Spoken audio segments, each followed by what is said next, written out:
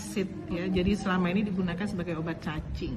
Sebenarnya di Indonesia sendiri pun obat cacing yang sudah dikenalkan Combantrin ya, tetapi ini ivermectin sudah lama 30 tahunan lah. Dari sisi keamanan katanya aman.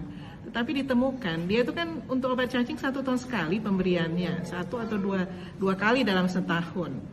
Itu pun ada efek sampingnya ya terhadap sistem saraf gitu. Apalagi ini kan mau diberikan nanti tiap hari. Nah, concern kalau saya karena banyak melakukan kajian analisis obat di dalam darah, concernnya kan dosis. Obat cacing itu dia memang didesain supaya dia banyak tinggal di saluran cerna. Artinya berarti yang masuk ke sistemik atau ke dalam darah itu kan akan sedikit. Nah, itu dari kajian-kajian dikatakan bioavailabilitasnya itu kecil. Bioavailabilitas tahu bio itu adalah hayati, available. Dia tersedia di dalam sistemik itu kecil jumlahnya. Ya, apalagi kemudian dia terikat dengan protein sebanyak 93%. Logikanya obat bebas itu sangat kecil. Nah, kemudian dia harus menuju reseptor. Reseptor itu kan SIE yang di saluran nafas. Nah, itu yang menyebabkan kemudian apakah obat cacing kalau mau dibuat obat COVID bisa langsung dosisnya bisa sama? Saya pikir tidak. Karena secara in vitro, mungkin Anda bisa dengar di YouTube, saya sudah bicara kemarin, secara in vitro konsentrasi yang dibutuhkan untuk mematikan 50% menghambat ya pertumbuhan replikasi virus itu 5 mikromolar. Kemudian ditingkatkan dosisnya, ya, yang 12 mg dosis obat cacing itu dikalikan 8,5. Ya kira-kira berapa itu ya, nanti kalikan sendiri. Itu saja kemudian dicobakan ke dalam tubuh manusia, itu kadar maksimum hanya ditemukan 0,28 mikromolar. Artinya kadarnya masih kecil, sedangkan tadi ya untuk dia membunuh 50% virus itu kan 5 mikromolar. Jadi kalau mau dinaikkan dosisnya berapa kali? Per 250 berarti 250 kali. Jadi kalau menurut Ibu kenapa tuh Bu sekarang banyak yang bilang kalau ivermectin itu apa? Ya karena digembor-gemborkan, memang FDA sudah di Amerika, FDA mengakui dia bisa menghambat pertumbuhan SARS-CoV-2. Tapi in vitro itu di luar tubuh ini loh. Ini virus, tuh kemudian diberikan itu ivermectin di cawan gitu. Ya percobaan-percobaan bukan di badan manusia. Bukan, jadi percobaan laboratorium di luar tubuh. Jadi yang itulah yang dikutip seakan-akan. Nah, itu yang dikutip yang saya sesalkan itu adalah kadang-kadang orang yang memang misalnya ya yang ya saya nggak nyebut lah siapa gitu, tapi kemudian itu diambil dicomot aja gitu. Dicomot tanpa mengerti in vitro itu apa. Dalam 48 jam virusnya mati. Oke, benar, tapi itu kan di dalam cawan, di dalam inilah laboratorium. Belum dicobakan ke manusia. Oke, nggak apa-apa. Kita kalau mau menunggu sabar tunggu, uji klinisnya kan baru sama aja kayak semprotan ya Bu ya, bisa bunuh virus juga di luar badan. Tapi kan nggak kita minum ya Bu. Nah ini kan sekarang mau dicobakan ke manusia ini, yang jadi ini mau masuk fase 2 dan 3 ya kan. Nah kalau saya justru saya pernah dimintakan pendapat, kalau saya dosisnya apakah cocok gitu. Tapi menurut Ibu akan efek, sebenarnya bisa nggak ini sebenarnya kalau di uji klinis menurut Ibu akan bisa tidak? Kalau kita kan kebetulan saya ngajar pengembangan obat ya, terutama uji-uji klinis itu panjang, ya, kadang-kadang bertahun.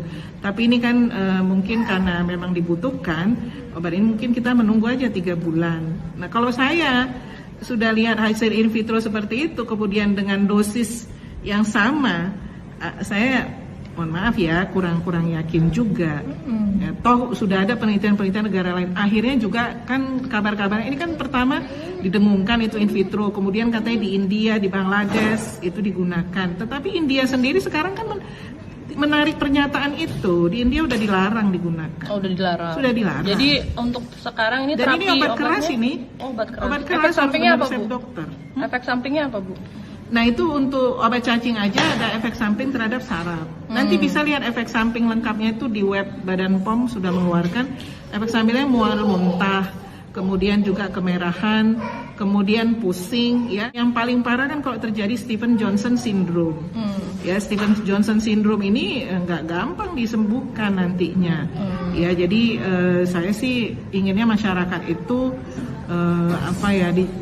dicerahkan gitu wawasannya, meskipun terkadang kalau seperti saya kan memang karena kadang-kadang bahasa yang digunakan mungkin terus awam, ya mohon maaf ya, tetapi harusnya dibaca. Ini kan artinya gini loh, obat ini belum jelas kemudian dikasih begitu tiap hari nanti diminum. Itu siapa Bu yang ngasih? Udah ada dari pihak rumah sakit atau dokter emang sudah ada yang ngasih? Yang saya tahu itu dibagi-bagi di Kudus misalnya tanpa resep dokter. Dan ini juga menyalahi dari sisi harusnya obat itu ke pedagang besar farmasi baru ke Jadi yang user. bisa disalahkan siapa Bu kalau udah beredar? Nah itu saya nggak mau menyalah-nyalahkan ya karena harusnya Tapi yang harusnya dari pemerintah harusnya ada dari Badan POM-nya harusnya ngawasin dong. Loh, kalau peredaran obat. badan POM sudah keluar coba baca ya. Badan POM Nggak itu- bisa ditarik aja obatnya. karena Oh, dia sudah. udah dapat izin edar sebagai obat cacing. Jadi Dia memberi izin edar tapi sebagai obat cacing, tapi kan kemudian ditulis bahwa obat ini sudah mendapatkan izin edar. Harusnya tambahkan sebagai obat cacing. Untuk COVID belum. dan pemakaiannya obat cacing pun setahun sekali, Setahun bukan sekali. untuk setiap Dan hari. ini kan sebenarnya obat ini awalnya itu untuk hewan.